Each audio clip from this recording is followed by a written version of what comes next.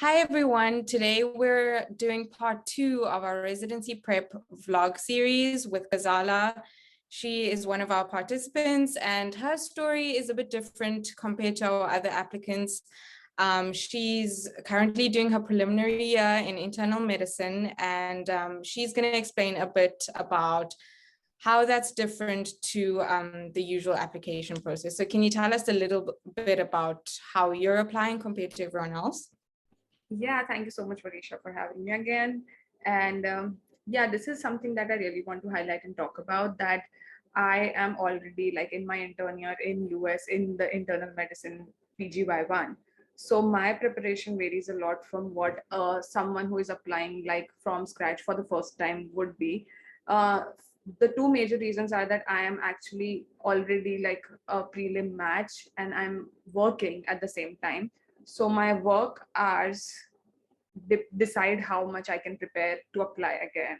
And secondly, because I have already matched, my application is like 50% done already. I just need to edit few more things, add few more things, and then I'm good to go from there. Being said that, of course, there are a lot of things that I need to do. But then in the ideal case scenario, like if I look back at the last year when I was preparing things, I would have been ready with at least my first draft of personal statement, talking for my LORs, talking like to my professors, which are like at the back end right now, because my focus right now is to focus on my work and then do all of this. So whoever who is watching this and starting from scratch, or whoever who might watch this in future, this might not be the ideal case scenario for you, but also this is like one form of motivation for you all, that it's not too late whenever you are in your prep, and you can just take out time to start working on things, because I'm sure a lot of people are actively working while they are preparing their application and the CV. So yeah, that's what I wanted to share. Okay, and can you let us know after prelim year, what can you apply into and what do you qualify for when you're applying? Yeah, so prelim year opens actually a lot of opportunities for different specialties that you can get into. Now, the most common ones, like in broad categories, if I divide it, is like one prelim in internal medicine, and would one another one would be like a surgery prelim. Both are very different from each other, and the next step that you take after that are also different. But if you are a prelim surgery and if you are a prelim medicine, taking for example that for prelim surgery, they can reapply into the same program in which they are doing prelim, and there is a higher chance that they would take them. At the same time, in prelim medicine, you might have some limitations where you can apply or you can apply from scratch again. So for example, if I am doing a prelim 1 year in internal medicine, I might or might not be able to apply into a full-blown categorical all over again, which is not ideally the case in surgery. So this is a big difference. Other than that, for a prelim, there are a lot of opportunities after that, because you can apply to any advanced specialties like radioderma, which require a necessary prelim year. So if that is your interest, you can go into that. And of course, you have to start working on your application in that direction, which is like derma, radio, anesthesia, which are like the highly competitive branches early on. So in this 1 year, it's not like you just start preparing and building up your CV, which can also work, but there's a lot of prep that needs to go into that.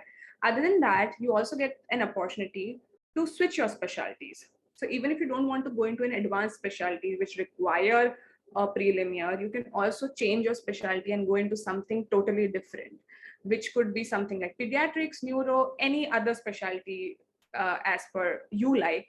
And the next scenario is that you can maybe continue into the same specialty and directly apply to a PGY2 position in whichever places there are opening. So there are a lot of things that you can do after a prelim year. You have to decide based on the opportunities that are available to you and based on your interest. Have you decided what you're going to apply into and what your plan is after prelim year? Yeah, so I don't have a firm rigid plan so far, but I'm keeping my legs into all three areas that I just mentioned.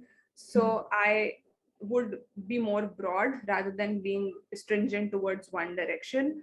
So and one reason was like the resources that I have, and thanks to Match a Resident, that I was able to get access to the list of the programs.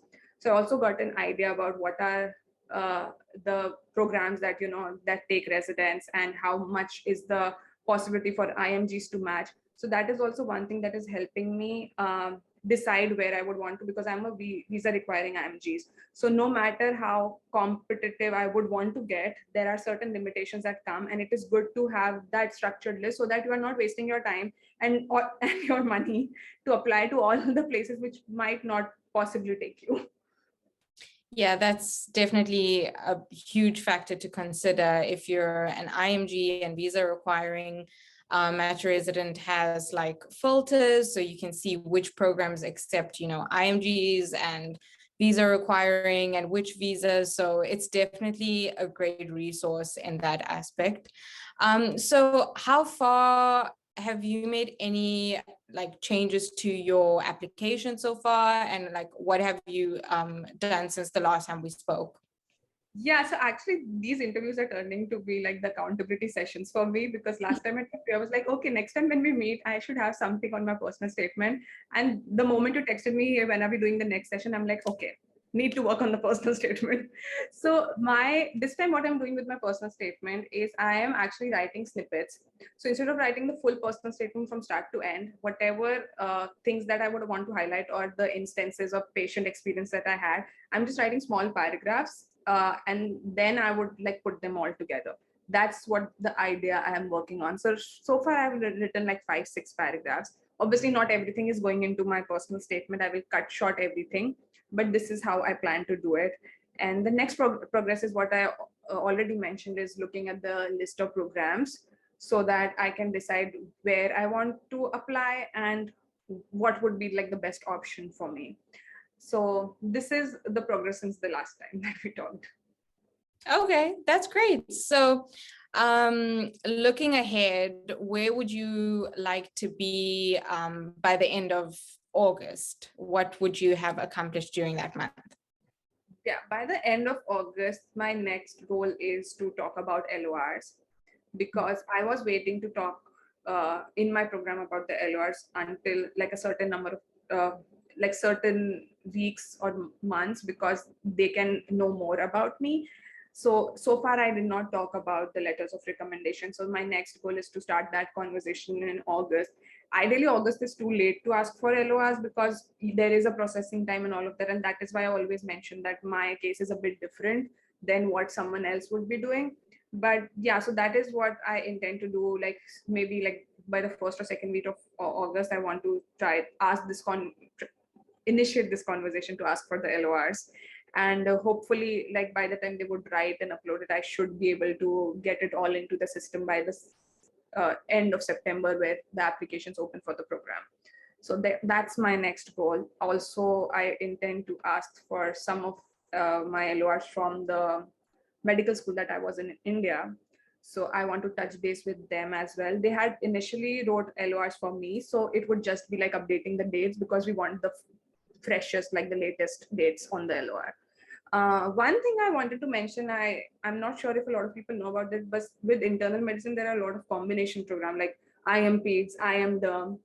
A lot of people miss out on that, but if your interest is in all of these, again, I have that list on Match a Resident. So it's hard to find these programs because they are very limited, but there are some programs which are IMG friendly, and people like IMG requiring visa can apply to that, and a few of my friends have actually matched there. So anyone who is interested in like two specialties, and they can do it together. Okay, yeah, that's I didn't really realize that there was I am dumb. That's really cool. Yeah, That's awesome. So yeah, that was going to be my next question. How many letters are you getting from your attendings, your current attendings in your prelim program, and from your med school? Have you decided how you're going to split that up? Yeah, so I am going 3+1. So 3 would be from here and 1 would be from my med school.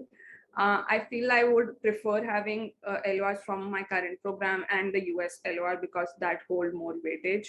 And one I would still like to keep from my med school, because I have worked there for 5-ish years and they know me really well. So I know that they can write me strong letters. And it just shows more about my background instead of just a couple of months that I have been here. So I would still include that. Now, in terms of what would work and what would not work, I would never know, because I'm not someone who is picking up people. But I would just try my best to have the combination of the both. Okay, that sounds good.